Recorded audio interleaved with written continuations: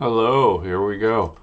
I recently have acquired von Welling's analysis of Genesis. Um, Illuminism of Genesis is the book series that I did on the ideography of Genesis. But now I have a chart that basically maps out all of the Genesis chapters in von Welling. This is a universally accepted text, so it's not something that, I'm making up or anything. I'm just trying to welcome the other side of the conversation, which we don't really go about on my podcast, which is, the Eastern, or not Eastern, the European, mainly English branch. But really, all of that comes from Gordon and that in turn is derived from other secret societies in Germany and everything, which I have all of the data on, but it doesn't have a lot of practicality. But what does have practicality is an Opus Magio Kabbalisticum on my PDF that I have. It gives a representation for a figure, and that figure is Volume 1, Table 6, which I will show up there. And Volume 1, Table 6 essentially shows that the earth talked about in Genesis 1, 11 is not the same one talked about in 2, 9. And I was like, whoa, that's interesting. And basically what von Welling is saying is that the earth that has the tree of knowledge of good and evil is a different earth than was made in the beginning when the heavens and earth was made. That is so amazing, because what we're seeing here is that there is no real existential ontological separation from the realm of earth that was made in the beginning in the Bible. And I find that distinction so awesome that they either, they reasoned by deduction that the same earth that was made with cosmic principles can't be the same earth that you can fall in. So I find this so healing, because it's saying that there's this idea that there's a fracture in heaven and there's a breaking of the original configuration of what things are. That's not necessarily so. It's saying that when earth, which is Eden, was made, there was also a manifestation of Eden, of the tree of good and evil and the tree of life. And that is the dualistic experience that we have here on planet Earth. So the planet Earth is different from the Edenic Earth that is talked about in the first creation days of the Bible. I find that so cool that Adam and Eve did not fall on earth as a architectural state and stage. So this refutes the idea of Augustine, and it also gives a little bit more credence to the Virgin gave birth to the Christ on earth. It could all be a misunderstanding. We don't really get it. And so what is being said by von Welling in a very, I think, subtly profound way is that there's a pre-earth earth that they just used as a simile to our animal understood animal, vegetable, and mineral earth. And I find that so cool, that this three-based principled earth made by the two fire and water as symbolized, the Ishmaim, made this earth. So I find that really, really cool. I don't know why it hasn't been talked about. I've only found this particular thing talked about by Steiner. Rudolf Steiner believed that there was a different layers to the earth, which I learned through the recently passed Robert Gilbert of the Vesica Institute. I learned that there's actually an etheric earth. And this falls right in hand with what Steiner said about the earth having different seasonal changes that are representative of these etheric changes.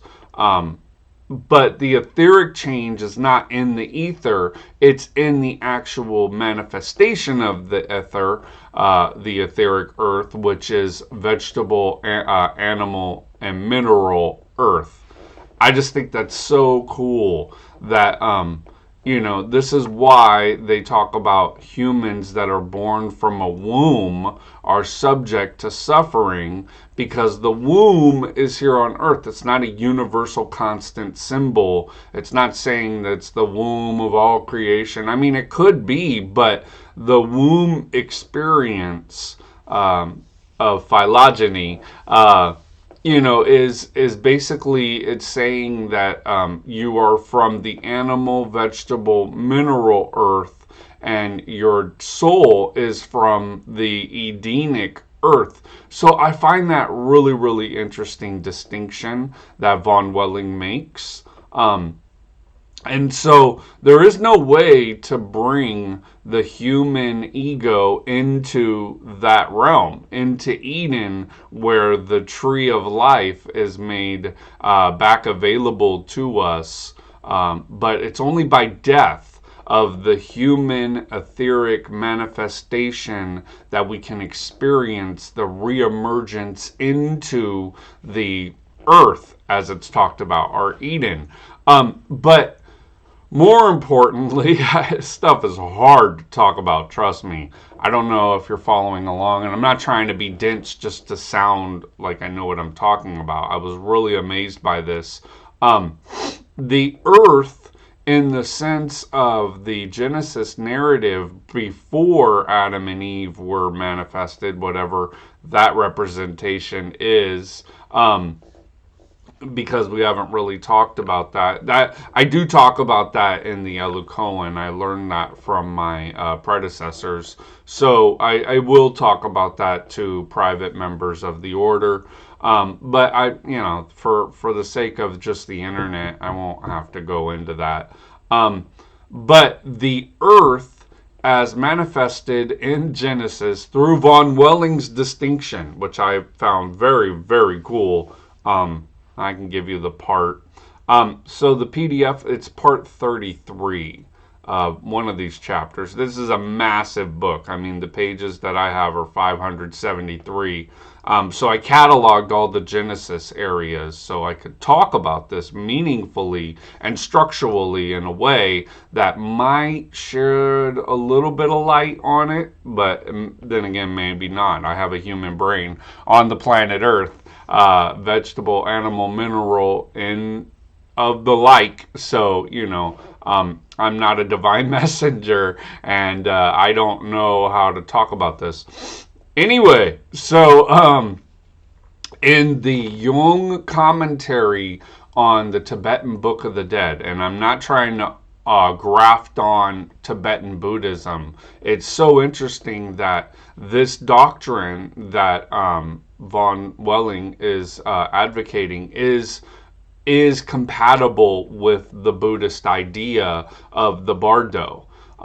And what Jung essentially says is that his commentary shows there's an animal sexual bardo, there is another kind of suffering ontological bardo, and then what there is this really subtle bardo where you get into the dual principles of all things, which Mysterium Conjunctionis was about. And so what happens is when you go into Earth, as they talk about in von Welling's distinction, you go into this unitive state where, yeah, there are dualities. You're not trying to resolve animal, vegetable, mineral, earth in its dualistic perception, but you're going into the etheric earth.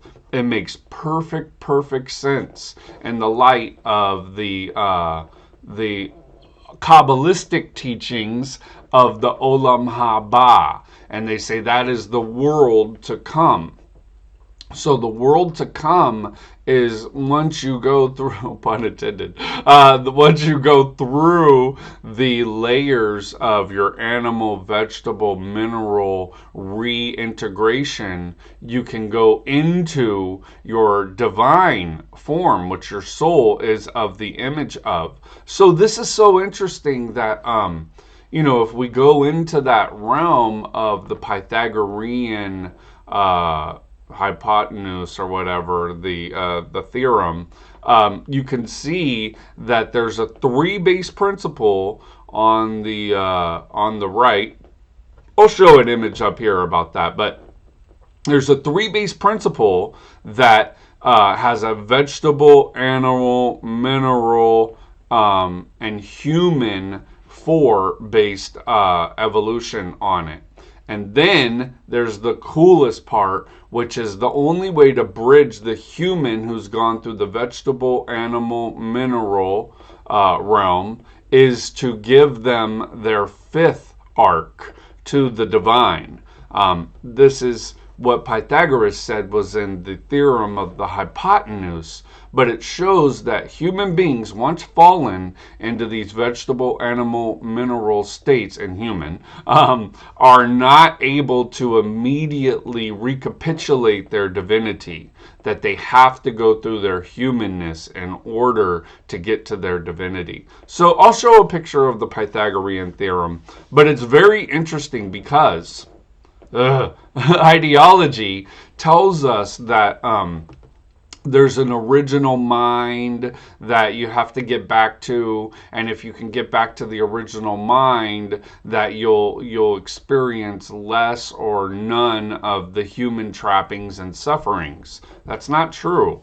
What von Welling showed me through this diagram, which I'll show, is that when you fall through these vegetable, animal, mineral locking, which is the lightning fire sword on the tree of life, the tree of actual life is the experience of the human being going from human to divine, and the five-based pentagram, which was symbolized by Pythagoras.